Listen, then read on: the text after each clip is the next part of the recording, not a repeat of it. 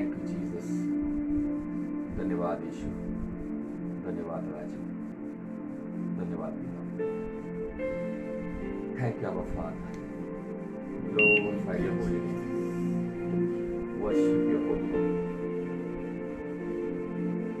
प्यारे खुदावन का हम यीशु मसीह के नाम में फिर से एक बार धन्यवाद देते हैं, उसे सारा आदर, सारी महिमा, सारा जलाल देते हैं। और ये सुअवसर उस खुदावन ने हम सभी को आज उसके खिदमत के लिए आज दिया है, इसलिए तहे दिल से, दिल की गहराई से हम खुदावन को आज धन्यवाद देते हैं। उसी के साथ साथ इस शखाइना ग्लोरी पेज के जो एडमिन है पास्टर सचिन और उनकी सारी टीम, उनका भी मैं खुदावन यीशु मसीह के नाम में शुक्रिया अदा करता हूँ। खुदावन आपको आशीषित करे, सारी आशीषों से आपको बरकत के साथ साथ उसके सारी सुरक्षा के जो प्रयोजन है वो आपको देता रहे। जो सेवकाई आप इस पेज के माध्यम से कर रहे हो, निश्चित खुदावन आपको इस सेवकाई को सफल करेगा। और जो उद्देश्य से आपने इस सेवकाई को शुरुआत किया है, वो हर एक उद्देश्य, वो मकसद पवित्र आत्मा की अगुवाई में यीशु नासरी के नाम में यहोवा पिता के राज्य को बढ़ाने के लिए इस्तेमाल किया जाए। तो आइए हम फिर से एक बार उस खुदावन की खिदमत में उसकी परिस्थिति करते हुए, स्तुति, आराधना, इबादत करते हुए हम वचन में चलेंगे। तो आइए हम धन्यवाद के साथ उस खुदावन को ऊंचा उठाते हैं, उस गीत को गाते हैं। धन्यवाद की स्तुति आराधना के द्वारा हम उसकी महिमा करते हैं। Thank you Jesus, thank you Lord, thank you Lord. धन्यवाद के साथ स्तुति गाऊंगा, हे यीशु मेरे खुदा। उपकार तेरे है बेशुमार, कोटि कोटि स्तुति धन्यवाद। धन्यवाद के साथ स्तुति गाऊंगा, हे यीशु मेरे खुदा। उपकार तेरे बेशुमार, कोटि कोटि स्तुति धन्यवाद। योग्यता से बढ़ के दिया है अपनी दया से तूने मुझे। योग्यता से बढ़ के दिया है अपनी दया से तूने मुझे। मांगने से ज्यादा मिला मुझे, आभारी हूँ प्रभु मैं। मांगने से ज्यादा मिला मुझे, आभारी हूँ प्रभु मैं। धन्यवाद के साथ स्तुति गाऊंगा, हे यीशु मेरे खुदा। उपकार तेरे है बेशुमार, कोटि कोटि स्तुति धन्यवाद। फादर वर्शिप यू लॉर्ड, आपकी महिमा करते हैं हम राजा। तू सच्चा जिंदा खुदा है हमारा, जो प्रभु तेरे सामने आज हम झुकते प्रभु जी। यस लॉर्ड फादर, तेरी महिमा हम करते प्रभु जी, तेरी स्तुति प्रशंसा आज हम करते प्रभु। आए हमारी स्तुति आराधना मुझे स्वीकार दे प्रभु जी। तू है सच्चा जिंदा खुदा, है तुझ पर ही भरोसा मेरा। तू है सच्चा जिंदा खुदा, है तुझ पर ही भरोसा मेरा। सेवा पूरी करके पाऊं प्रभु ऐसा दो वरदान,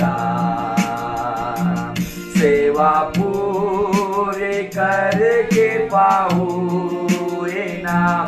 प्रभु ऐसा दो वरदान, धन्यवाद के साथ स्तुति गाऊंगा, हे यीशु मेरे खुदा।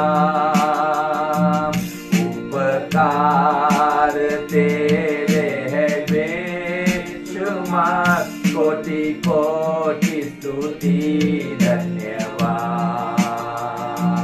धन्यवाद के साथ स्तुति गाऊंगा, हे यीशु मेरे खुदा।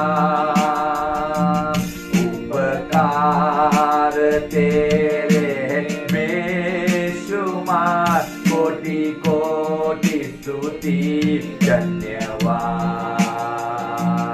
कोटि कोटि स्तुति धन्यवाद। कोटि कोटि स्तुति धन्यवाद। प्रभु हम आपको कोटि कोटि स्तुति धन्यवाद देते हैं।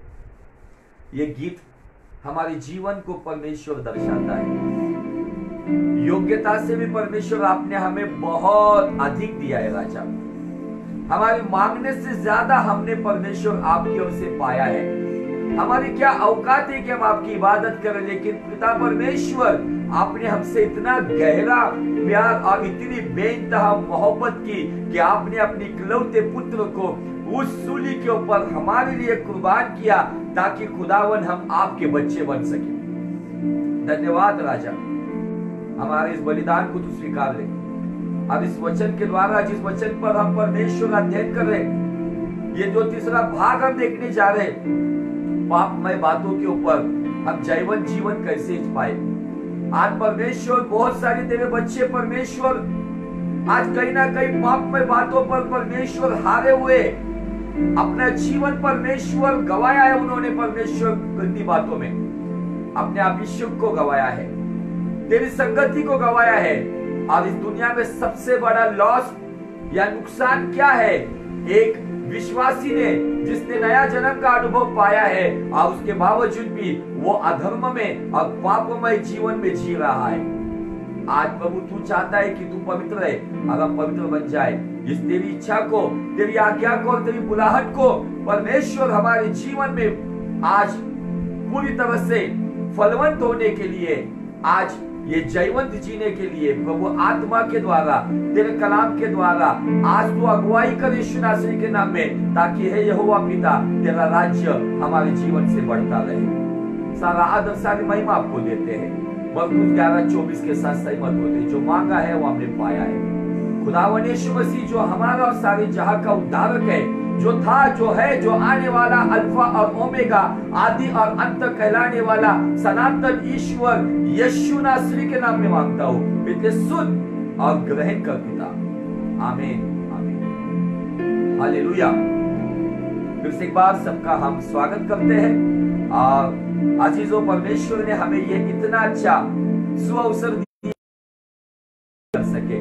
भले ही महाराष्ट्र के पुणे शहर के, मुंबई शहर के हालात बिगड़े हुए, लेकिन हम विश्वास करते हैं इन हालातों में हमारा खुदावन कभी त्यागता है। वो आज हमसे कहता है, भले आज फिरौन तुम्हारे पीछे है, भले लाल समंदर तुम्हारे आगे है, भले आज जो पूर्वी हवाएं चलती है, जो आज जमीन आपकी मुश्किल हो गई है, लेकिन तो भी वो कहता है डरो मत, चुपचाप खड़े रहो, खुदा के नजात के आज काम देखो। वो अपने चुने हुए लोगों के लिए इस महामारी में ऐसी योजना बनाएगा कि हम आने वाली पीढ़ियों के लिए, आने वाले गोत्र के लिए और नस्ल के लिए, हम खुद जो आज इस समय में, इस परिस्थिति में जो हम समय बिता रहे हैं, हम खुद एक गवाही बनकर जीने वाले हैं। इसलिए एक ही परमेश्वर की इच्छा है, इस महामारी में कौन बचेगा, इन हालातों में कौन अपने आप को संभालेगा। इस परिस्थितियों में अगर यीशु का आना हो गया बादलों के ऊपर, तो उसमें कौन उठाया जाएगा?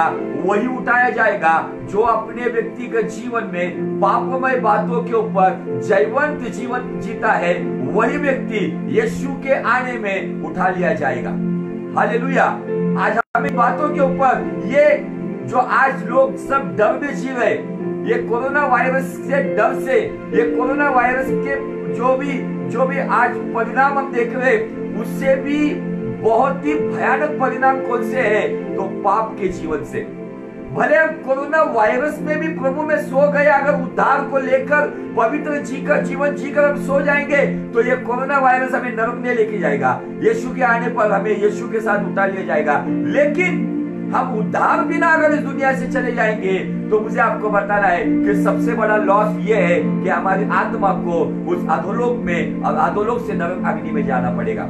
इसलिए पवित्र जीवन जीना बहुत जरूरी है। और ये पांचवी भूमि या ये पांचवा विजय हम देख रहे हैं। जैसे अपने डर के ऊपर कैसे जयवंत होंगे, हम दुखों के ऊपर कैसे जयवंत होंगे, निराशाओं पे कैसे जयवंत होंगे, कड़वाहट पे कैसे जयवंत होंगे, अब अभी पापमय बातों हम कैसे जयवंत जीवन पाओगे, हम उसके ऊपर अध्ययन करें। How to get victorious life upon sinful things.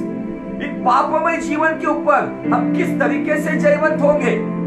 लोग कहते कि नहीं, मनुष्य है, हमसे गलतियां होती, गलती बार बार हम क्यों कर रहे? हमारे जीवन में ऐसी कुछ है, जैसे सालोमन का जो गीत रत्न है, उसमें श्रेष्ठ गीत में 15 में कहता है कि देखो दाग की बारियां फूली हुई है, जल्दी उसमें फल लगने वाले, इसलिए उन छोटी छोटी लोमड़ियों को पकड़ो, नहीं तो वो दाग की बारी को नष्ट कर देंगे। They will destroy the vineyard।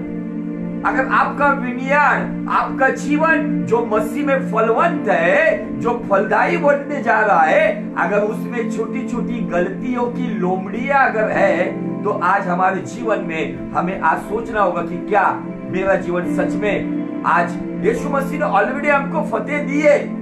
यीशु मसीह ने पाप के ऊपर, गुनाहों के ऊपर, शाप के ऊपर, अपराधों के ऊपर, सारी दुनिया की अंधकारिक ताकतों के ऊपर यीशु मसीह ने तुम्हें और मुझे जयवंत किया है। लेकिन क्या हम रोज के जीवन में, इस मरने जीवन में, हम क्या उस जयवंत जीवन में हम रोज आज वो जय को हासिल कर रहे? मसीह यीशु में हमें वो जयवंत जीवन मिला है, लेकिन क्या हम जी रहे वैसा?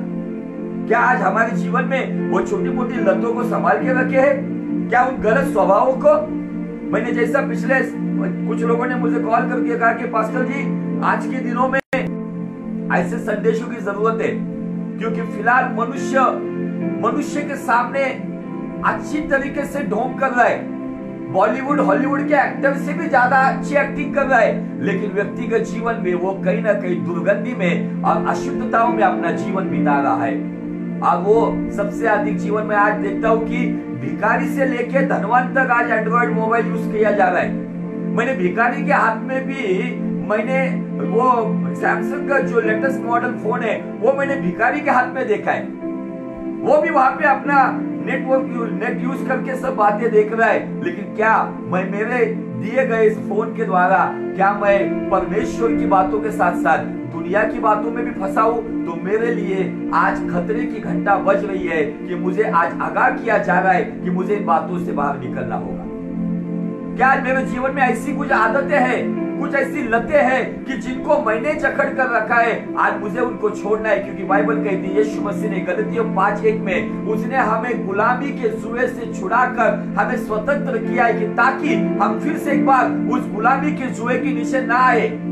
आज बहुत से बार मनुष्य अपनी गलतियों की वजह से उन सब गुनाहों में और गलतियों में और इन लतों के जुए के अंदर आ जाता है, जो यीशु मसीह ने उस योग को तोड़ दिया है। वो जुआ हमारे सर पे से निकाल दिया गया है, तो भी क्यों हम उनके बीच में आते हैं? आज इन बातों पर मुझे आपको बताना है। आज की डेट में वो प्रचारक आपको नहीं दिखेंगे जो पवित्रता का प्रचार करेंगे।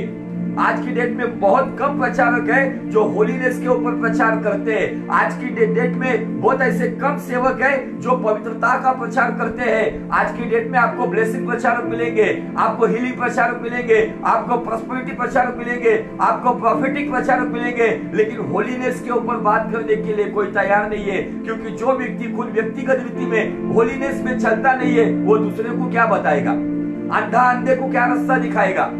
आज हम इन बातों के ऊपर बहुत गहराई से सोचना होगा, क्योंकि अजीजों, मुझे आपको यहाँ पर विशेष बताना है, तुम्हारा और मेरा यीशु मसीह कोई डिनोमिनेशन को लेने के लिए नहीं आएगा। तुम्हारा और मेरा यीशु मसीह कोई बड़ी सेवकाई की इस्लाम को लेने नहीं आएगा। तुम्हारा और मेरा यीशु मसीह उन्हीं को लेकर जाएगा, उन सयानी का 5 कुमारी का दर्शन देके वो कहता है, जिनके तेल के बर्तन में तेल है और जिनका दिया जलता हुआ है, जो पवित्रता की ज्योत में और उस पवित्र आत्मा के अभिषेक में एक पवित्रता का जीवन जी रहे, वही व्यक्ति को यीशु मसीह दरवाजा खोलकर अंदर लेगा।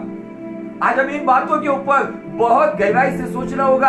आज लोगों के पास ज्ञान का बड़ा भंडार है, बड़े नॉलेज वाले लोग हैं, बड़े बुद्धिजीवी ज्ञानी लोग हैं, लेकिन वही लोग कुछ दिनों के बाद समझ में आता है कि कहीं ना कहीं उनका पैर फिसल गया है और कहीं ना कहीं वो फंस गए हैं। और इन बातों के ऊपर हम सोच रहे कि हमें पाप के बातों के ऊपर, पापमय बातों के ऊपर जयवंत कौन करेगा? तो पापमय बातों के ऊपर हमें नंबर 1 खुदा का कलाम हमें जयवंत करता है, और नंबर 2 हमें पापी जीवन में जीते वक्त हमें पापों से छुटकारा कौन देता है पता है? हमारे पापों का शुद्धिकरण कौन करता है पता है? यीशु का लहू। हालेलुया। वो मरा इसलिए तुम्हें और मुझे जीवन मिला। इसीलिए हमें हमारी शारीरिक बातों के लिए मरना जरूरी है, ताकि हमारा आत्मिक जीवन बहुतायत से बढ़े। आज हमारे जीवन में परमेश्वर का वचन और उसका लहू, अगर आप पाप की ओर आकर्षित हो रहे, मोहित हो रहे, या वो अभिलाषा आपके अंदर काम कर रहे, उस अभिलाषा को तोड़ने के लिए, काटने के लिए, उसको नेस्तनाबूद करने के लिए, उसको जलाने के लिए खुदा का कलाम हथौड़ा है, जो उस अभिलाषा के टुकड़े टुकड़े कर सकता है, अभिलाषा को वो पूरी तरह से कुचल सकता है। खुदा का कलाम दोधारी तलवार है जो उसे जड़ से काट सकता है। खुदा का कलाम अग्नि है जो इन गलत अभिलाषाओं को भस्म कर सकता है। इसलिए नंबर 1 परमेश्वर का वचन, और नंबर 2 अगर गलतियों में है, अगर पाप में जीवन जी रहे, अभी भी छोटी मोटी नशीली बातों में पड़े हुए हैं, अभी भी गलत धारणाओं में है, व्यभिचार में है, अशुद्धताओं में है, एक्स्ट्रा मैरिटल अफेयर्स में है, और शादी के पहले भी कोई गलत रिलेशन में है, इन सभी से अगर छुटकारा पाना है, आज अपने गुनाहों को कबूल करते हुए यीशु के लहू में अशुद्ध होकर एक नई शुरुआत करो। आज हमको उन बातों के ऊपर गहन से आज हमें अध्ययन करना होगा अजीजों।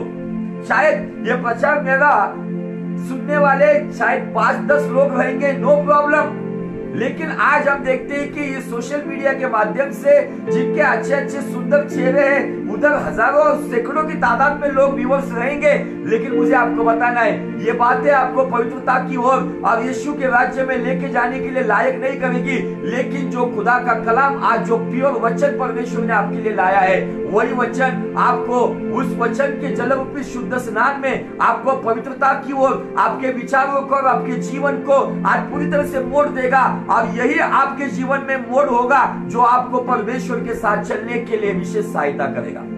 हालेलुया। क्या आज हम तैयार हैं? क्या आज हमने इन बातों के ऊपर आज हमने ध्यान लगाया है? जैसा हमने इस तीसरे पार्ट के लिए अभी तक मराठी में बात कर रहे थे, लेकिन कुछ भाइयों ने नॉर्थ इंडिया से मुझे बोला कि पास्टर जी आपका ये टॉपिक बहुत अच्छा है, हम इंग्लिश में वो टॉपिक को पढ़े हैं, लेकिन ये मराठी में होने की वजह से हम समझ नहीं पा रहे, क्यों हमारे ऊपर आप ज्यादती कर रहे हो, हमारे लिए आप हिंदी में प्रचार कीजिए।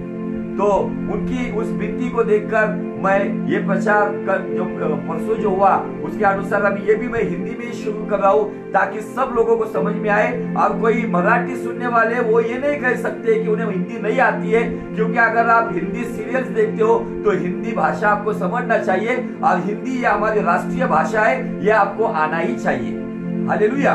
और जब हमने ये वचन के लिए जो मेन वचन चुने वो 2 अध्याय है, जो भजन संहिता 119:11 और दूसरा पत्रस 1 अध्याय वचन 3 और 4। ये दोनों वचनों में हम देखते हैं कि दाऊद कहता है भजन संहिता में खुदावन मैं तेरे खिलाफ पाप ना करूं, इसलिए तेरे वचन को मैंने मेरे हृदय में महफूज रखा है। पतरस कहता है कि इस दुनिया में अनमोल और अति महान बात वही है, वो खुदा का कलाम, खुदा की बातें जो हमें अभिलाषा की भ्रष्टता से निकालकर हमें ईश्वरी स्वभाव का बनाते हैं। हालेलुया। हम अगर ईश्वरी स्वभाव के बन जाते हैं ना, ईश्वरी स्वभाव, मुझे बहुत अच्छी तरह से मुझे ना एक प्रचारक का संदेश याद आया। वो प्रचारक ने बहुत अच्छी तरह से बहुत एक्सप्लेन किया। उनका नाम है जैक पुनन। जैक पुनन का कहना है कि यीशु मसीह ने जब कहा मेरे पीछे आओ, गौर से सुनो मेरी इस बात को, मेरे पीछे आओ मतलब किसके पीछे आओ? मैं जो सेवकाई कर रहा हूं उस सेवकाई के पीछे मत आओ, मेरे कैरेक्टर के पीछे आओ, मेरे स्वभाव के पीछे आओ, मेरे स्वभाव का अनुकरण करो। जब मैं सोचता हूं, अगर आप देखेंगे, जब मत्तई नाम का जो चुंगी लेने वाला जो चुंगी के नाके के ऊपर उस टेबल पे बैठा हुआ था, यीशु मसीह ने उसके सामने कोई चमत्कार नहीं किया। यीशु मसीह ने कहा मेरे पीछे हो ले, वो उसके पीछे हो लिया। यीशु के शब्द में वो सामर्थ था। और वो चुंगी लेने वाले ने कोई समय नहीं मांगा, वो वहां से वो छोड़कर उसके पीछे चल दिया। उसने यीशु के चमत्कार नहीं देखे, उसने यीशु का कैरेक्टर, यीशु का चरित्र, यीशु का जीवन देखा। इसलिए आज बहुत सारे लोग यीशु के पीछे चलना मतलब पावर मिनिस्ट्री को यीशु के पीछे चलना समझते। बाइबल कहता है यूहन्ना का 14 अध्याय वचन 12 में यीशु मसीह कहता है कि जो कोई मुझ पर विश्वास करता है, जो मैंने किया उससे भी बड़ी बड़ी बातें करेगा। फिर कौन सी बातें? आज मुझे एक प्रचारक बताओ या एक जो चिन्ह चमत्कार करने वाला बोलता है ना मैंने मुर्दे को जिलाया, मुझे एक व्यक्ति को मिलाओ जिसने कब्र में गाड़े हुए मुर्दे को तीसरे दिन जिलाया है। मुझे एक चिन्ह चमत्कार करने वाला दिखाओ जो यीशु के जैसा पानी पे चल रहा है। मुझे एक चिन्ह चमत्कार करने वाला दिखाओ जिसने 5 रोटी से 5000 लोगों को खिलाया। यीशु मसीह अगर आपको यह कहता है कि जो मैंने किया है उसको फॉलो करो, तो हम बिल्कुल ये बातें कर नहीं सकते। यीशु मसीह के उसके पीछे आने का मकसद क्या कह रहा है पता है? जैसा मैं हूं वैसा आप होने की कोशिश करो। आपको पता है स्वर्ग का मकसद क्या था? आइए मैं आपको स्वर्ग का एक मकसद बताना चाहता हूँ। अपने विषय का ही टॉपिक है, वो पढ़ेंगे जल्दी। रोमियो का 8वां अध्याय और वचन 29, रोमन चैप्टर 8 एंड वर्स 29। इसमें स्वर्ग का या स्वर्गीय पिता का यीशु मसीह को हमारे जीवन में भेजने के पीछे का मकसद, what is the motive, why father send his begotten son, why he sent, this is the proper purpose, he sent his begotten son।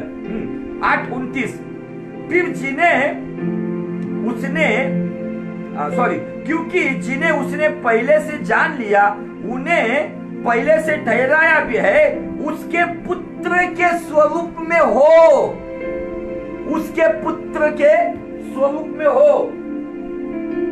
थोड़ा सा इस वचन को मैं इंग्लिश में पढ़ना चाहता हूँ, आपको और अच्छी तरह से समझ में आएगा।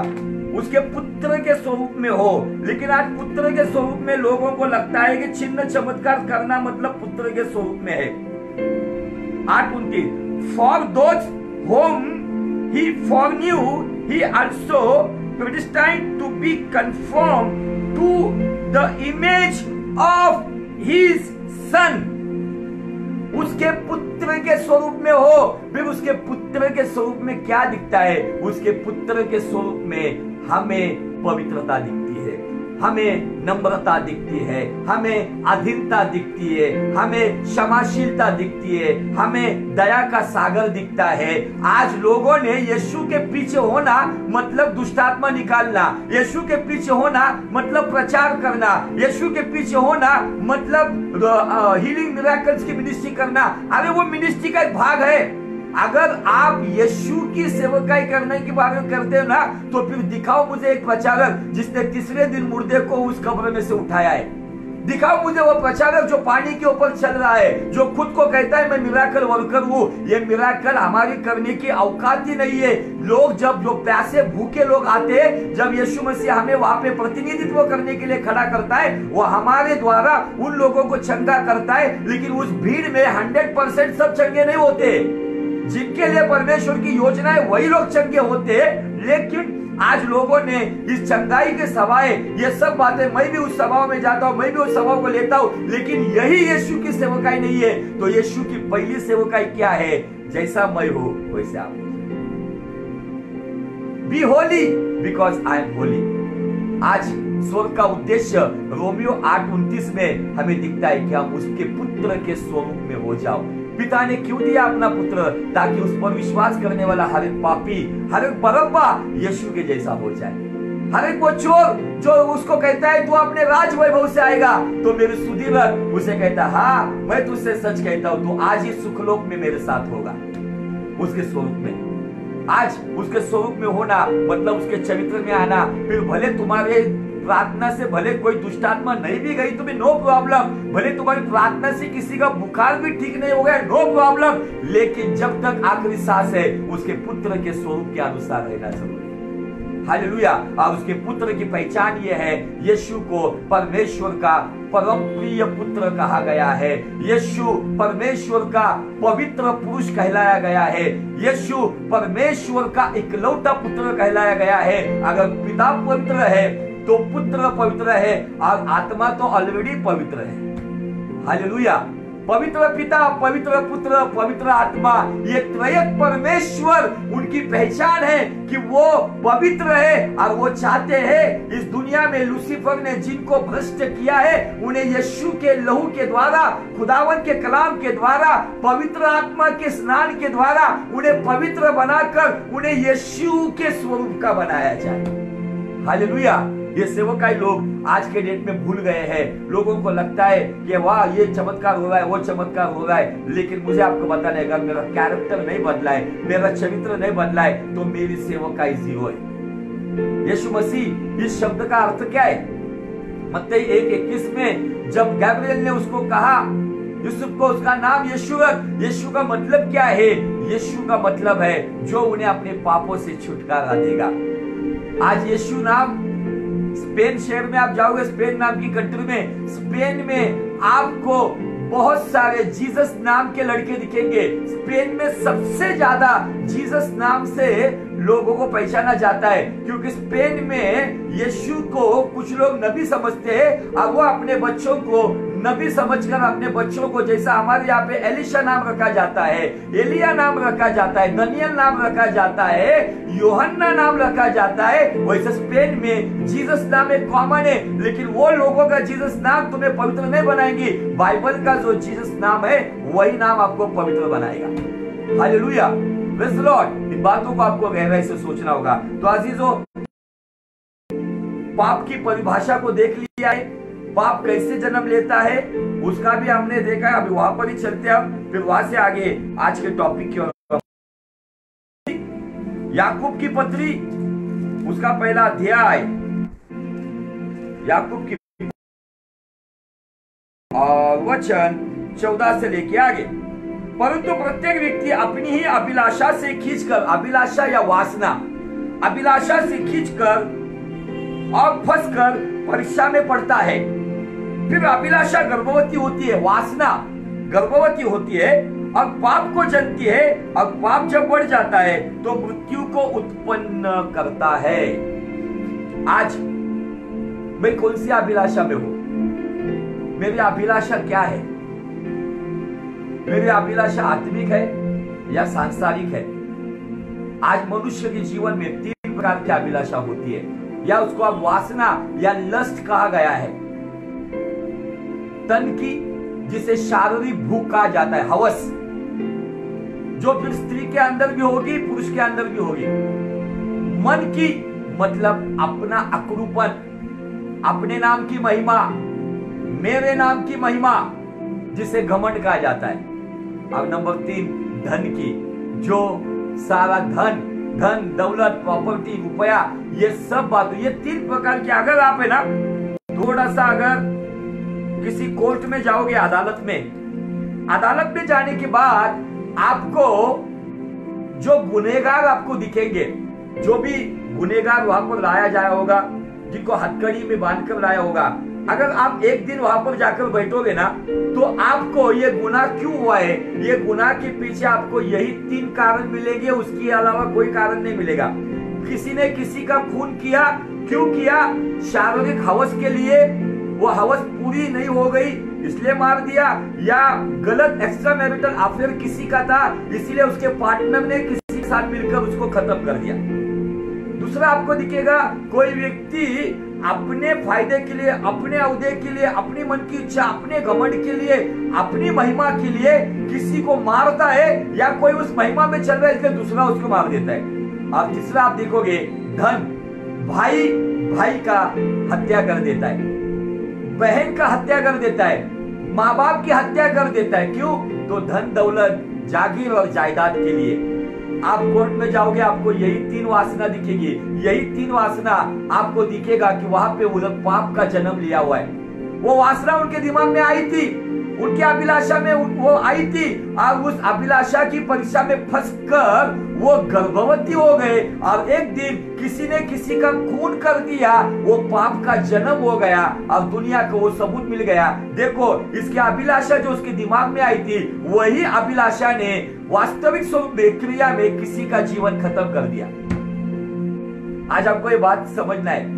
जाओ, आप कोई भी बड़ा व्यक्ति रहेगा वो भी बताएगा आपको कि यही 3 कारण है, धन की वासना, तन की वासना, मन की वासना। ये 3 बातों की वजह आज दुनिया में क्राइम हो रहे। लेकिन जिन्होंने यीशु मसीह को अपने जीवन में लिया है, जो यीशु मसीह के पीछे चलना चाहते, जो यीशु मसीह चाहता है वैसे त्याग से भरा हुआ जीवन जीते, ना उनके ऊपर धन की वासना काबू करेगी, ना उस पर मन की वासना काबू करेगी, ना उसके ऊपर किसी शरीर की वासना भी हावी होगी। क्योंकि वो जानता है कि उसका शरीर पवित्र आत्मा का मंदिर है, और उस मंदिर को बनाने के लिए पुत्र ने बलिदान दिया है, पिता ने इतनी बड़ी कुर्बानी दी है, तो उस कुर्बानी को वो जाया नहीं होने देगा। हालेलुया। इन बातों को हमें गहराई से समझना होगा प्रियो। मैं बहुत सारी बातों को लेकर आया हूं, लेकिन ये 1 घंटे में मैं उसको पूरा नहीं कर पाऊंगा। तो आज हम थोड़ा सा पौलुस के जीवन में से कुछ बातों को देखेंगे। ये तन मन धन की जो वासना है वो किस तरीके से पाप को उपजाती है, किस तरीके से वो होता है। लेकिन उसके पहले मैं आपको पौलुस के पास लेकर जाना चाहता हूं। पौलुस हमें कुछ बातें बता रहा है, उन बातों से हमें कुछ बातें सीखनी है।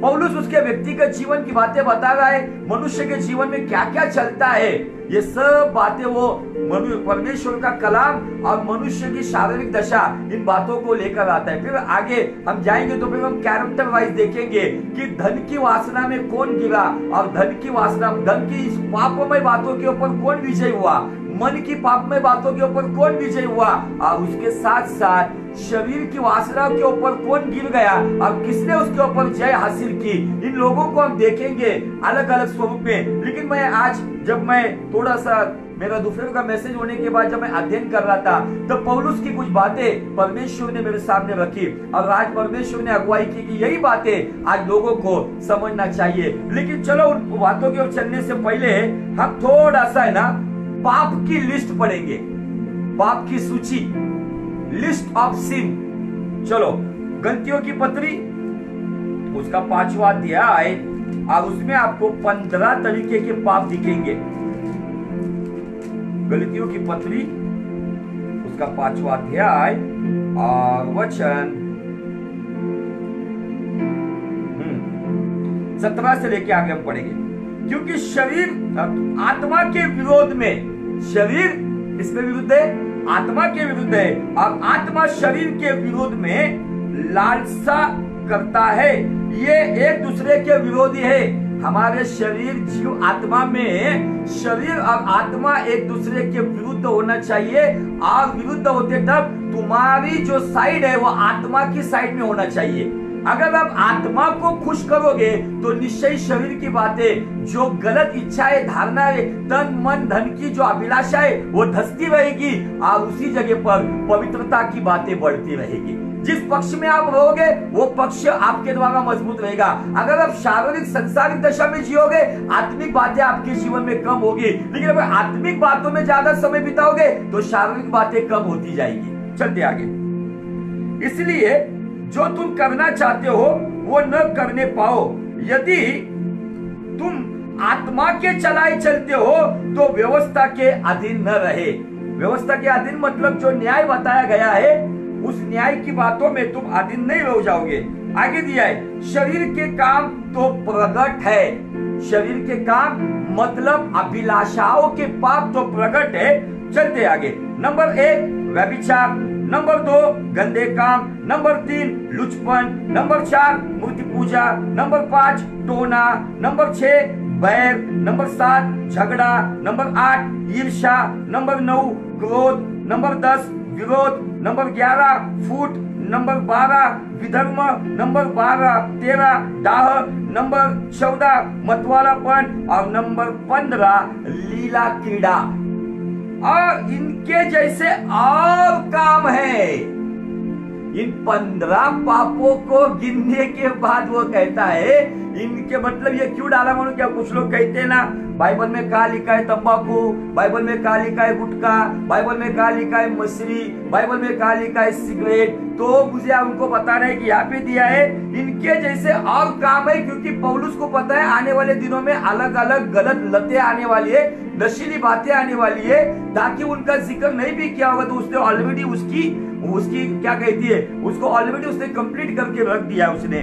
इसके विषय में मैं तुमसे पहले कह देता हूँ, जैसा पहले भी कह चुका था कि ऐसे काम करने वाले परमेश्वर के राज्य के वारिस ना होंगे। ये ऐसे काम करने वाले फिर वो कितने भी प्रचारक भारी क्यों ना हो, फिर वो कितने हीलिंग मिरेकल्स वाले क्यों ना हो, फिर भले वो उन्होंने कितनी कलीसिया स्थापित किया क्यों ना हो, भले वो कितने पुराने विश्वासी हो, फिर भले वो दिन भर अन्य भाषा बोलने वाले क्यों ना हो, भले फिर वो पवित्र शास्त्रों को बहुत गहराई से जानने वाले क्यों ना हो, लेकिन इन 15 में से अगर कोई भी एक पाप में जो फंसा हुआ है ना, तो उनके लिए बताया गया है वो परमेश्वर के राज्य के वारिस ना होंगे। मैं ये जो टॉपिक लिया हूं ना प्रियो, वो टॉपिक क्यों लिया है पता है कि मेरी इच्छा ये है कि आपके जीवन में अगर ऐसी कुछ बातें हैं, मेरे जीवन में ऐसी कुछ बातें हैं कि वो बातें मुझे एक तो नंबर 1 परमेश्वर के पुत्र की कुर्बानी को व्यर्थ करती है और नंबर 2 मेरा व्यक्तिगत नुकसान करती है। अब वो व्यक्तिगत नुकसान क्या है? अगर 15 में से अगर कोई बात मेरे जीवन में राज करती है तो यही बात मेरे जीवन में मेरा सबसे बड़ा नुकसान करती है। ये बिगेस्ट लॉस मेरा होगा कि मैं परमेश्वर के राज्य का वारिस नहीं होगा। निश्चित पवित्र आत्मा के द्वारा उसके द्वारा परमेश्वर कहता है कि हम परमेश्वर के दत्तक पुत्र हो गए, लेपालक पुत्र है, कि जिसके द्वारा हम पिता को अब्बा और पिता बोल के हम उसको पुकार सकते हैं। लेकिन ये 15 प्रकार की जो लिस्ट दी गई जो पाप है, उसमें अगर ईर्ष्या है, उसमें अगर क्रोध है, उसमें अगर लुचपन है, व्यभिचार है, गलत परमेश्वर ने जो किए सब नशीली बातें है, अगर ये कोई भी बात मेरे भीतर अगर काम करती है तो बाइबल का परमेश्वर पौलुस के द्वारा बताता है कि मुझे और तुम्हें परमेश्वर के राज्य का वारिस तत्व नहीं मिलेगा। इसमें पिता का भी एक बड़ा नुकसान होगा कि पिता कहेगा इस व्यक्ति के लिए मैंने मेरे पुत्र का बलिदान दिया, लेकिन इसने पुत्र के बलिदान को व्यर्थ तो किया ही किया, लेकिन मेरे राज्य का जो वारिस होने वाला था वो वारिस का हक भी इसने गवा दिया। फिर क्या चाहिए आपको? आपकी छोटी मोटी लतें, ये सब तन की, मन की, धन की वासनाएं, जो शरीर को थोड़े समय के लिए क्षणिक सुख देने वाली बातें जो मुझे अच्छी लगती है, लेकिन मुझे पिता के राज्य का वारिस होने से मुझे बेदखल करती है। आज चॉइस हमारे ऊपर है, क्या चाहिए मुझे? इसीलिए पौलुस कहता है मैं मेरे शरीर को कुचलता हूं और उसे दास, उसे गुलाम बना के रखता हूं। क्या आज मेरे जीवन में ये 15 प्रकार के पाप यहाँ पर दिखते हैं? इसमें से ऐसी कोई बात मेरे जीवन में है कि जो मेरे परमेश्वर को भाती नहीं है? मुझे आपको बताना है परमेश्वर यहाँ पर क्रोधित नहीं होता है, परमेश्वर यहाँ पे दुखी होता है। क्यों दुखी होता है? नंबर 1 मेरे पुत्र का बलिदान इस व्यक्ति ने जानबूझकर व्यर्थ किया, और दूसरी बात ये मेरे राज्य का वारिस होने वाला था, लेकिन मेरे राज्य में से इसे बेदखल कर दिया गया। जैसे अदन की वाटिका में से पिता ने बड़े दुख और बोझ के द्वारा आदम और हवा को जैसे बाहर किया, वैसे ही शायद परमेश्वर तुम्हें और मुझे वैसे देखेगा अगर हम इन बातों में अगर रहेंगे तो। इसीलिए प्रियो मुझे आपको बताना है आपके जीवन में ऐसी कोई भी जगह ना हो कि उन बातों के द्वारा आपके जीवन में सबसे बड़ा जो लॉस होगा वो मतलब पिता के राज्य का वारिसदार बनाया गया है हमें। उस वारिस हक से अगर ये पाप मुझे बेदखल करते हैं तो मुझे इन पापों को आज ही मेरे जीवन से एक गहन पश्चाताप के द्वारा उनको बेदखल करना होगा, तब जाके मैं पिता के राज्य का वारिस होने का हकदार बन सकता हूं। हालेलुया। और एक बात हम चलेंगे, जो हमें अंतिम दिनों में जो पाप बढ़ने वाले हैं, अंतिम दिनों में कुछ पाप बढ़ने वाले हैं, उनके बारे में 2 तीमुथियुस उसका 3रा अध्याय उसका हेडिंग दिया गया अंतिम दिनों के अधर्म। यहाँ पर भी एक सूची दी गई है और इसमें से कुछ लोग आपको दिखेंगे भी ऐसे कुछ लोग। चलो पढ़ते हम। पर यह स्मरण रख कि अंतिम दिनों में कठिन समय आएंगे, क्योंकि मनुष्य नंबर 1 स्वार्थी, सेल्फिश। क्या मेरे भीतर ऐसा स्वार्थी स्वभाव है जो परमेश्वर को नहीं भाता? मेरे अंदर वो समर्पण करने वाला स्वभाव नहीं है, लेकिन मेरे अंदर वो स्वार्थ है। नंबर 1 स्वार्थी। आगे दिया गया है लोभी, लालच, धन का लालच, तन का लालच, मन का लालच, इसका लालच, उसका लालच, मुझे ये सब चाहिए, लालच।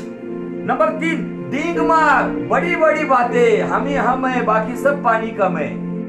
डींग मार लोग मिलेंगे आपको, मेरा ऐसा है, मेरा फलाना है, मेरा ये है, मेरी मिनिस्ट्री ऐसी है, मैं ऐसा हूँ, मेरा अभिषेक ऐसा है, मैं ऐसा व्यक्ति हूँ। ये भी एक पाप है, डींग मार।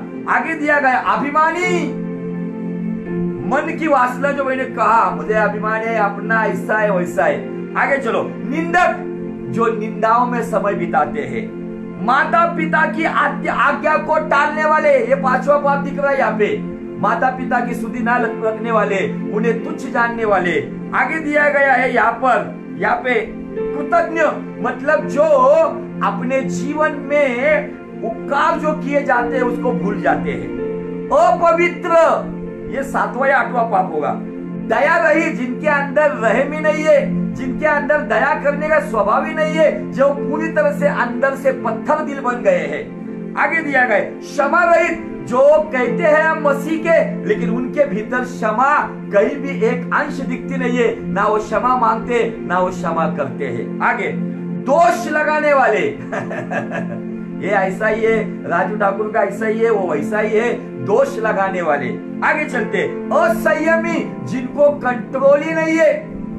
आगे कठोर, भले भले के बैरी, जो अच्छा है उसके बैरी। विश्वासघाती, ढीठ, देखो ढीठ, विश्वासघाती कर दे, कोई पीठ में छिरा घोंसता है, कोई पेट में लात मारता है, इतना उसको संभालने के बाद वो विश्वासघाती हो। अंतिम समय के पाप है ये ढीठ। इतना करने के बाद भी उनको कुछ लगता नहीं, उनको लगता है हमारे जैसा धर्मी कोई नहीं है। ओके, घमंडी और परमेश्वर के नहीं वरन सुख विलास ही के चाहने वाले होंगे। उन्हें परमेश्वर का लेन देन नहीं है। ऐशो आराम, कंफर्ट जोन, दुनिया मरती है मरने दे, मेरी कलीसिया के गरीब मरते मरने दे, मैं आलीशान बंगले में रहूंगा, मैं चिकन लॉलीपॉप, मैं चिकन 65, मैं सारी बड़ी बड़ी बातें खाऊंगा पीऊंगा, मैं मेरे ऐशो आराम में रहूंगा, मेरे किचन में मेरी पत्नी के लिए मैं अलग अलग डिश बनाऊंगा, मैं वो फेसबुक पे अपलोड करूंगा। ये सब बातें इस लॉकडाउन में हम देख रहे हैं। उनको खुद लेन देन नहीं दुनिया का, वो अपने इशारा में करोड़ों लाखों रुपए उनके अकाउंट में पड़े हुए, लेकिन उनकी कलीसिया के गरीब लोग 1-1 किलो अनाज के लिए मोहताज है। मुझे आपको बताना है क्या ये अंतिम दिन का पाप कितना स्पष्ट रीति से बताया गया है। आगे चलते, आगे ये बहुत अच्छा मुझे लगता है वचन, वे भक्ति का भेष तो धरेंगे पर उसकी शक्ति को नहीं मानेंगे। भक्ति तो करेंगे लेकिन शक्ति को नहीं मानेंगे। अभी आगे देखो, ऐसे से परे रहो, ऐसे से दूर रहो। मराठी बाइबल, वे लोग भक्ति का केवल पहराव पहनते हैं लेकिन आचरण में सुभक्ति का पहराव करते हैं, लेकिन आचरण में उनके पास ऐसा कुछ अच्छा नहीं है। वो अच्छे गाने गाने बजाने वाले होंगे, माइक लेके प्रचार करने वाले होंगे, बड़ी बड़ी बातें करने वाले होंगे। ये एक ही वचन है ना, आपको मराठी में पढ़ना चाहता हूँ। ये 2 तीमुथियुस उसका 3रा अध्याय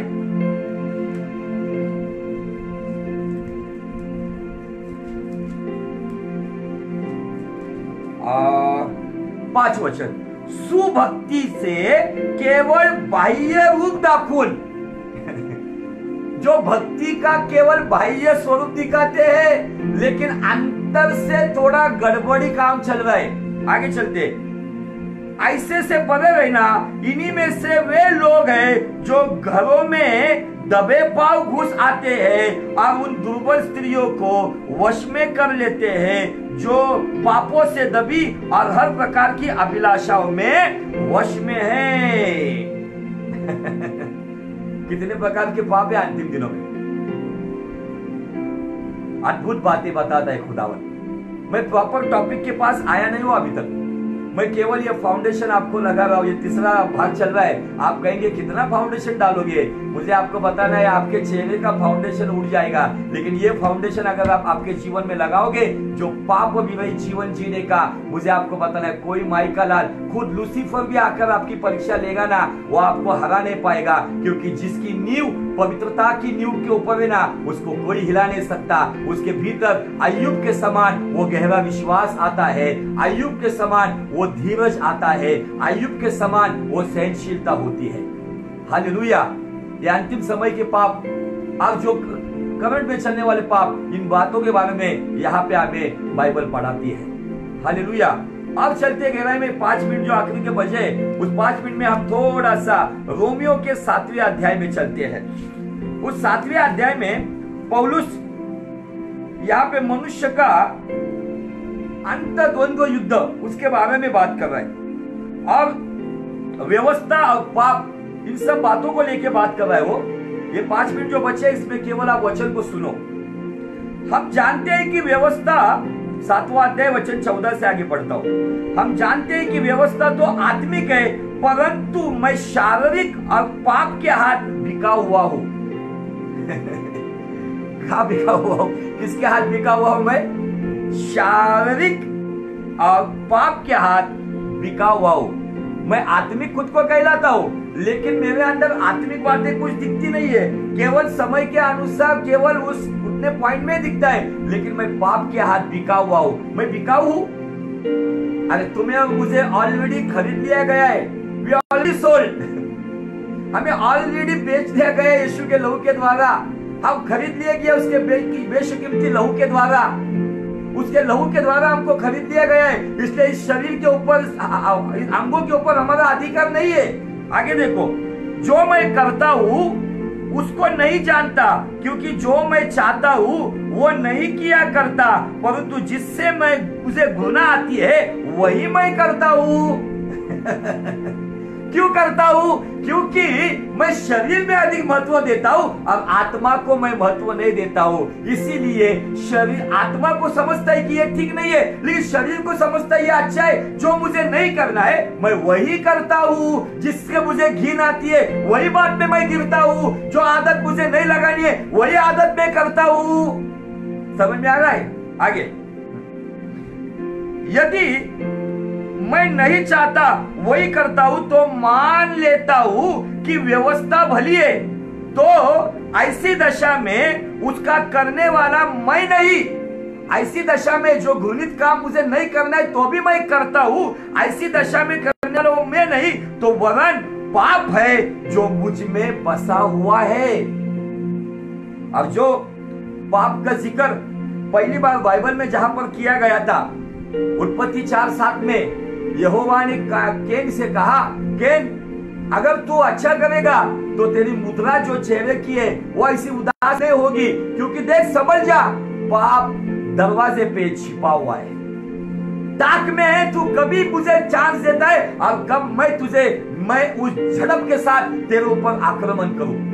अगर मेरे जीवन में मैं चाहता हूं कि मुझे ये गलत है, लेकिन तो भी वो गलत बातों में मैं गिरता हूं, मुझे वो नशीली बातों पे जयवंत होने का है, लेकिन तो भी मैं जयवंत नहीं होता हूं, मुझे स्वभाव पे जयवंत होना है तो भी मैं जयवंत नहीं होता हूं, तो मुझे अपने जीवन का आत्म परीक्षण करना होगा, क्योंकि ये मैं नहीं तो मेरे अंदर रहने वाला पाप काम कर रहा है। भले मुंह से मैं यीशु नाम कर रहा हूं, लेकिन अंदर पाप राज्य कर रहा है। उस पापों से छुड़ौती के लिए उसका लहू का आखिरी कतरा भी बहा दिया गया है। इसलिए यूहन्ना 1:7 कहता है, अगर हम हमारे पापों का अंगीकार करेंगे तो उसका लहू हमें पापों की क्षमा करता है, शुद्ध करता है पापों से। आगे, क्योंकि मैं जानता हूं कि मुझ में अर्थात मेरे शरीर में कोई अच्छी वस्तु वास नहीं करती। इच्छा तो मुझ में है, परंतु भले काम मुझसे बन नहीं पड़ते। इच्छा है लेकिन भले काम बन नहीं पड़ते। क्यों? क्योंकि जो इच्छा आत्मा की है, वो आत्मा को हमने खुराक दिया नहीं, उस आत्मा को संभाला नहीं। वो आत्मा बहुत ही छोटा हो गया है, अब शरीर खा पी के तगड़ा हो गया है, अब शरीर आत्मा के ऊपर हावी हो गया है। जैसा हमें गलतियों की किताब में देखा, शरीर के विरुद्ध में आत्मा है और आत्मा के विरुद्ध में शरीर है। बाइबल कहती है शरीर का काम मृत्यु है, लेकिन आत्मा का काम जीवन और शांति है। आगे बाइबल आगे कहती है, क्योंकि जिस अच्छे काम में मैं इच्छा करता हूं वो तो नहीं करता, परंतु जिस बुराई की इच्छा नहीं करता वो किया करता हूं। जो अच्छा काम मैं सोचता हूं ये करूंगा, लेकिन वो होता नहीं। लेकिन जो बुराई का काम मैंने सोचा नहीं, वो तो पहले हो जाता है। इसीलिए कुछ लोग सोचते नहीं, अभी से बंद कर दूंगा, अभी से छोड़ दूंगा, नहीं अभी करूंगा ही नहीं। लेकिन पहले हाथ में लेके वो खा पी के काम तमाम। आगे देखो, अभी आपको इसका जवाब क्या है। अंततः यदि मैं वही करता हूं जिसकी इच्छा नहीं करता हूं, तो उसका करने वाला फिर से कहता है मैं ना रहा, वो करने वाला मैं ना रहा, परंतु पाप मुझ में बसा हुआ है।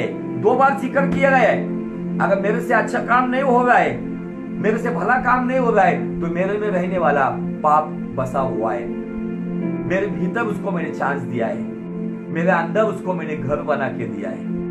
एक कहानी मैं आपको बताना चाहता हूं और उस कहानी को बता के मैं रुक जाता हूं। आगे बहुत सारी बातें डीप में जाएंगे हम, इसलिए मैंने इस टॉपिक को लेने से पहले ही बताया। इसके कितने भाग होंगे मुझे पता नहीं, लेकिन परमेश्वर बहुत ही अद्भुत रीति से प्रकट करने वाला है। एक कहानी मैं बताता हूँ और उस कहानी को बता के मैं रुक जाता हूँ। एक ऐसा हुआ, एक मालिक ने अपना घर बेचने के लिए निकाला। अच्छी बड़ी कोठी थी, बंगलो था, बंगलो डुप्लेक्स बंगलो था। अब उसने इश्तिहार दे दिया, एडवर्टाइजमेंट दे दिया न्यूज़पेपर में। और न्यूज़पेपर में जब एडवर्टाइजमेंट दिया तो एक ग्राहक वहां पर आया और उनका सौदा हो गया। लेकिन उस मालिक ने, जो बेचने वाला मालिक था, उसने कहा ये बंगला मैं तुझे मार्केट रेट से 1 लाख से कम में देता हूं, लेकिन मेरी एक टर्म्स एंड कंडीशन है, मेरी एक शर्त है। वो शर्त अगर आपको पसंद है तो हम आगे की डील करेंगे। वो बोला 1 लाख रुपए कम हो रहा है, अब शर्त क्या है देखते हो तो सही। उसने कहा जो तेरा बेडरूम है ना, वो बेडरूम की कोई भी एक वॉल के ऊपर मुझे ज्यादा जगह नहीं चाहिए, मुझे 4 बाई 4 इंच की जगह चाहिए। कितनी जगह चाहिए? 4 बाई 4 इंच, मतलब इतनी हो गई 2 हाथ। ये 2 हाथ एक साथ आकर उतना स्क्वायर, मुझे उतना जगह चाहिए। उतनी जगह के ऊपर मेरा अधिकार रहेगा जहां पे तू अधिकार नहीं ले सकता। वो मालिक को लगा अरे ये तो पागल दिख रहा है, ये तो 1 लाख भी कम हो रहा है और मांग रहे तो क्या मांग रहे, दीवार के ऊपर। उसने बोला ठीक है, मेरा बेडरूम के ऊपर तुम आप सिलेक्ट करो कौन सी दीवार आपको चाहिए। उसने बेडरूम की ओर जहां से हवा का रुख होता है उसके बरोबर उसके साइड से उसने उस दीवार को चुन लिया और वहां पे 4 बाई 4 का एक स्क्वायर बना दिया गया, एक चौकोन निकाल दिया गया और वहां पे उस व्यक्ति का नाम लिखा, वो पहले मालिक का, ये इतनी जगह मेरी है। और ऐसा एग्रीमेंट हुआ, किसी भी हालात में ये एग्रीमेंट कैंसिल नहीं होगा, या इस व्यक्ति को ये जमता नहीं तो वो घर छोड़ के चला जाएगा। तो ऐसा हुआ। वो आदमी बोला चलो 1 लाख रुपए तो बच गए अपने, 1 लाख तो बच गए। और क्या आदमी ने मांगा तो मांगा, 4 बाई 4 का इतना सा स्क्वायर मांगा। स्क्वायर को देखता था और हंसता था, स्क्वायर को रात को देखता था, अरे पागल आदमी का स्क्वायर देखो, उसमें उसका नाम भी लिखा हुआ है। और उसके अंदर है ना, वो लिख के जाता है नाम, क्या नाम लिखता है पता है? लूसीफर। अब वो आदमी बोला लूसीफर क्या नाम है ये, क्योंकि वो मसीह व्यक्ति था। लेकिन मसीह व्यक्ति कैसा था पता है? वो व्यक्ति था ऐसा आंख को लगा चूम कर बाइबल को रखता था। उसको पता नहीं था कि शैतान का नाम लूसीफर है। वो बोला लूसीफर लिखा है।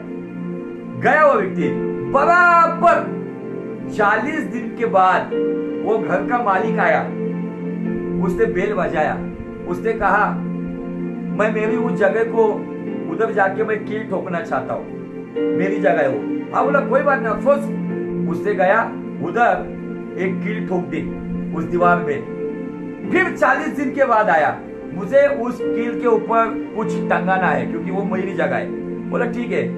उसको लगा क्या टंगाना है, क्या पागल आदमी है। उसने देखा उस आदमी ने मरे हुए 1 डजन चूहे लाए थे, हर एक की पूंछ बांधकर एक रस्सी बनाकर उस कील को टांग दी गई। उस कील के ऊपर वो 1 डजन चूहे, दिन ब दिन वो चूहे सड़ते जा रहे थे।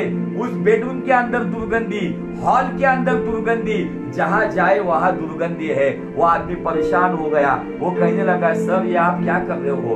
उसने कहा नहीं, एग्रीमेंट, ये एग्रीमेंट कैंसिल नहीं होगा, आपको घर छोड़ना पड़ेगा। वो आदमी को वो घर फोकट में छोड़कर चला गया हो, क्योंकि एग्रीमेंट ये था उतनी जगह पे वो कुछ भी कर सकता है। कभी वो चूहा लाके लटकाता था, कभी सुअर लाके लटकाता था, कभी घूस लाकर लटकाता था, कभी वहां पर चिपलक लाकर लटकाता था मार के। उसके बाद वो आदमी घर छोड़कर चला गया। क्यों?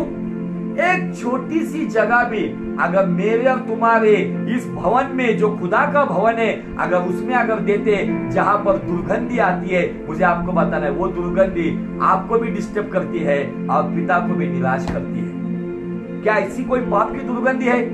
फिर कोई कहेगा छोटी सी आदत है, मिश्री लगाना, गुटखा खाना, तंबाकू खाना, मोबाइल पर से पोर्नोग्राफी के वीडियोस देखना, किसी के बारे में गंदे ख्याल करना, किसी को नॉनवेज चैटिंग करना, ये सब बातें छोटी छोटी बातें, लेकिन यही बातें दुर्गंधी को पैदा करेगी। और यही बातें एक दिन वो छोटी सी जगह उस लूसीफर ने उस घर को फिर से अपने कब्जे में ले लिया। वो घर के ऊपर वो अधिकारी हो गया, अब वो उस पे राज करने लग गया। आज सवाल ये, आज आपके जीवन में अगर ऐसा कोई भी एक पाप होगा जो आने वाले दिनों में लूसीफर आपके ऊपर हक ले सकेगा, वो हक ना ले। आने वाले दिनों में हम मूसा के जीवन में से देखने वाले, मूसा की बॉडी को आज तक लूसीफर ढूंढ रहा है। पता है आपको, लूसीफर एक ही चीज को ढूंढ रहा है, इसलिए वो बहुत व्यस्त है। मूसा की बॉडी को ढूंढ रहा है वो। अब उसकी बॉडी को लेकर उसने मिखाइल के साथ उसमें वाद विवाद भी किया है। कहां पर है मूसा की बॉडी? मूसा की बॉडी क्यों ढूंढना चाह रहा था? क्योंकि मूसा के भीतर भी कुछ ऐसी गलतियां थी। उस गलतियों को लेकर उसे पिता को प्रूफ देना है कि देख तेरा चुना हुआ व्यक्ति है, लेकिन ये गलत है। इसीलिए यीशु मसीह यूहन्ना का 10वां अध्याय में कहता है, जगत का अधिपति मेरे पास आता है, लेकिन मेरे भीतर उसका कुछ नहीं पाता है। क्या तुम्हारे भीतर जगत का अधिकारी लूसीफर का ऐसा कोई छोटा मोटा पाप है जो वो ढूंढने आएगा और वो पाएगा और वो तुम्हारे ऊपर अधिकार लेगा और कहेगा इसके अंदर मेरा पाप है, इसका मतलब ये व्यक्ति यीशु का नहीं है, तो ये व्यक्ति लूसीफर का है। हालेलुया! बहुत अद्भुत बातें परमेश्वर प्रकट कर रहा है। और मैं बहुत सारे मैसेज दे सकता हूँ, हीलिंग, मिरेकल, प्रॉफिटिक, अमका धमका दे सकते हो, लेकिन मैंने ये टॉपिक क्यों लिया इस पेज के ऊपर? पवित्र आत्मा ने मुझे अगुवाई की है। बोल जितने लोग देखेंगे उनके जीवन से लूसीफर का अधिकार चला जाएगा और उनके जीवन में पवित्र आत्मा की अगुवाई में यीशु नासरी के नाम में यहोवा पिता का अधिकार और उसका वारसदार बनने का फिर से एक बार उसको मौका मिलेगा। क्या चाहिए आपको? वो व्यक्ति चूहे लटकाने वाला छोटी सी जगह, इसलिए बाइबल कहता है कि शैतान को मौका मत दो। एक छोटा सा मौका वो आपके जीवन रूपी घर के ऊपर अधिकार ले सकता है और वो खुदा को बता सकता है, देख ये तेरा नहीं है, इसके अंदर सब कुछ मेरा है, इसीलिए मैं इसको खींच के लेकर जाऊंगा। ऐसी नौबत ना आए, ऐसी परिस्थिति ना आए। इसीलिए प्रियो आज ही मन फिराओ, क्योंकि वो देख रहा है। हालेलुया! वो चाहता है जो भी तू कर रहा है यीशु वो देखता है। जो भी तू कर रहा है यीशु वो देखता है। हर पल का तुझको इंसाफ, हर पल का तुझको इंसाफ देना हिसाब होगा। इंसाफ का तराजू यीशु के हाथ होगा। खुल जाएगी किताबें जब भी हिसाब होगा। इंसाफ का तराजू यीशु के हाथ होगा। ये बातें पौलुस ने कही कि जो मेरे भीतर वास करता है वो पाप है। लेकिन इसी अध्याय को खत्म होने के बाद 8वां अध्याय शुरू होता है। 8वें अध्याय की पहली आयत कहती है यीशु में है उन पर कोई भी दंड की आज्ञा नहीं है। हालेलुया। 7वां अध्याय में दोष दिखाए गए, 7वां अध्याय में पाप दिखाया गया है, 7वां अध्याय में व्यवस्था दिखाई गई, 7वां अध्याय में खुद की दुर्बलता बताई गई। लेकिन 8वें अध्याय की पहली आयत बताती है जितने मसीह यीशु में है वो उनके ऊपर दंड की कोई आज्ञा नहीं। क्या चाहिए आपको, दंड की आज्ञा या मसीह यीशु में पिता के राज्य का वारसदार? वो विरासत हमें मिलेगी। उस विरासत के लिए आज हमें तैयार हो। तो आइए प्रियो अपने जीवन को, मैंने एक्चुअली मैं बता रहा हूं बहुत गहन बातें प्रभु ने मेरे अंदर रखी है, लेकिन उसको बताने के लिए समय के अनुसार मुझे रुकना पड़ता है, क्योंकि थोड़ी देर में मुझे लगातार 2 जूम मीटिंग के ऊपर प्रचार करना है। इसलिए मैं रुकता हूँ और यहाँ से आपसे इजाजत लेता हूँ, आपसे विदा होता हूँ और यही कामना करता हूँ कि खुदावन आज के वचन के द्वारा आपको पवित्रता की दौड़ दौड़ने के लिए पवित्र आत्मा की अगुवाई में यीशु नासरी के नाम में आपको फिर से एक बार एक नई शुरुआत करने के लिए आपके मन का नवीनीकरण करते हुए आपकी चाल पवित्र बनाए। प्रभु आपको आशीषित करे। God bless you, God bless you.